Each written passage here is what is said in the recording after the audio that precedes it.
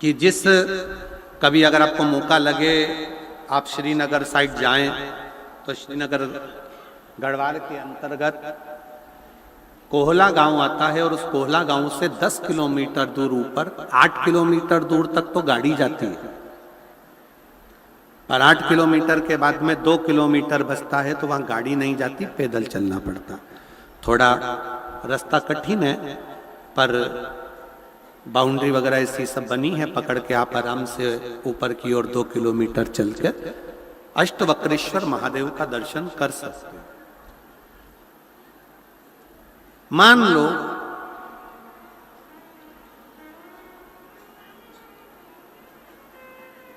अगर 8 स्थान शरीर के अष्टवक्रेश्वर महादेव का वर्णन करते समय इस बात का स्मरण रहे, 8 स्थान शरीर के ऐसे हैं जहां का तकलीफ स्वयं अष्टवक्रेश्वर महादेव का 1 लोटा जल अपने नजदीक के शिवालय में चढ़ाकर भी अगर पी लोगे तो वो 8 जगह की तकलीफ अष्टवक्रेश्वर महादेव समाप्त करते जाते हैं।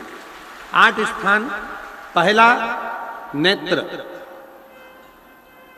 ये भुकुटी के बीच का स्थान, भुकुटी के मध्य का स्थान।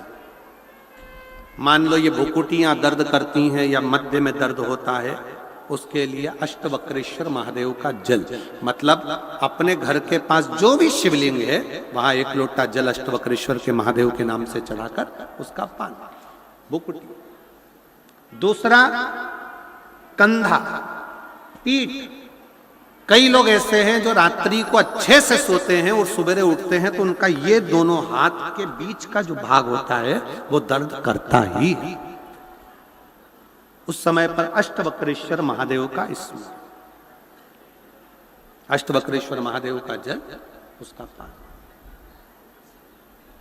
तीसरा, रीढ़ की हड्डी का डॉक्टर बोल दिया कि ये गुरिया खसक गया है, 1 नंबर 2 नंबर 3 नंबर का यदि कोई क्रम खसक गया है तो उस स्थान के लिए भी अष्टवक्रेश्वर। आप ऑपरेशन बाद में कराना, डॉक्टर बोल दिया है आप ऑपरेशन कराओ, मना नहीं है, पर एक बार अष्टवक्रेश्वर महादेव के नाम से दुर्वा बेलपत्र चढ़ाकर, जल चढ़ाकर, सुबह में दुर्वा का सेवन, प्रदोष काल में बेलपत्र का सेवन और रात्रि को सोने से पहले जो जल अष्टवक्रेश्वर का चढ़ाया हुआ है उसका पान करिए।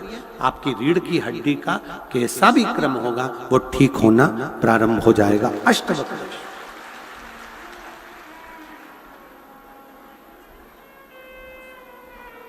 अष्टवक्रेश्वर। चौथा स्थान बताया, अगर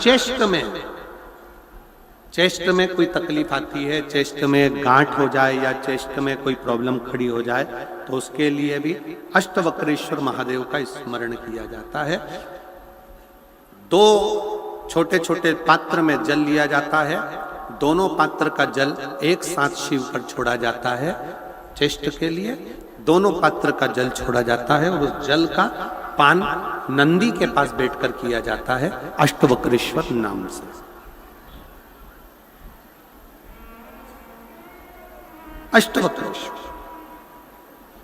फिर क्रम आया, अगला जो वर्णन आया है, डॉक्टर बोले घुटना बदलना है, घुटने का गैप आ गया है, ग्रीस खत्म हो गया है, दर्द हो रहा है, उसके लिए भी अष्टवक्रेश्वर महादेव का स्मरण करें। घृत का लेपन अष्टवक्रेश्वर महादेव के नाम से शिवजी पर उस घृत को लेकर आना है।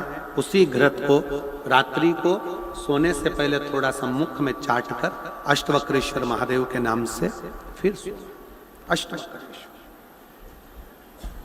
फिर अगला भाग आया अष्टवक्रेश्वर के अंतर्गत यदि इस गले से जुड़ा हुआ कोई रोग उत्पन्न होता है तो भी अष्टवक्रेश्वर का ही स्मरण किया जाता, जल का पान अष्टवक्रेश्वर।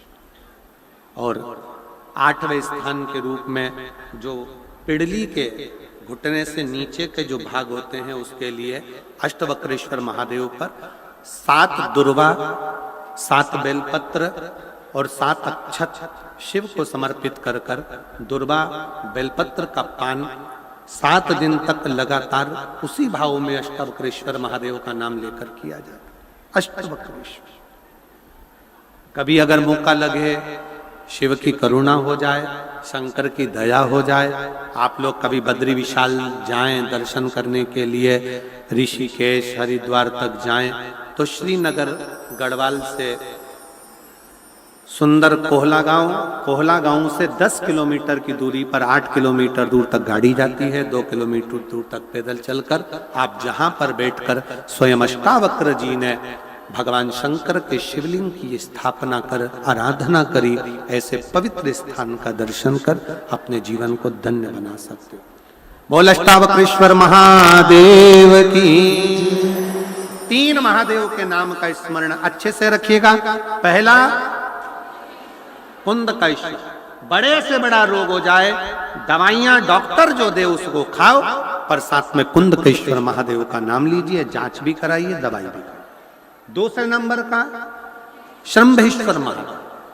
श्रंभेश्वर महादेव भगवान नरसिंह को जब क्रोध आया था, भगवान विष्णु ने नरसिंह अवतार लिया था, और नरसिंह भगवान को जब क्रोध आया था, शिव जी ने सरंभ पक्षी का रूप धरकर नरसिंह भगवान को अपने पंजे में उठाकर अलकनंदा नदी में ले जाकर डाला था। इसलिए आज भी जब हम बद्रीनाथ जाते हैं, राइट में पुल पे से जाते समय जो ताप्ती कुंड है जिसमें से पानी गर्म निकलता है, उसके ठीक नीचे एक शिला का दर्शन करते हैं।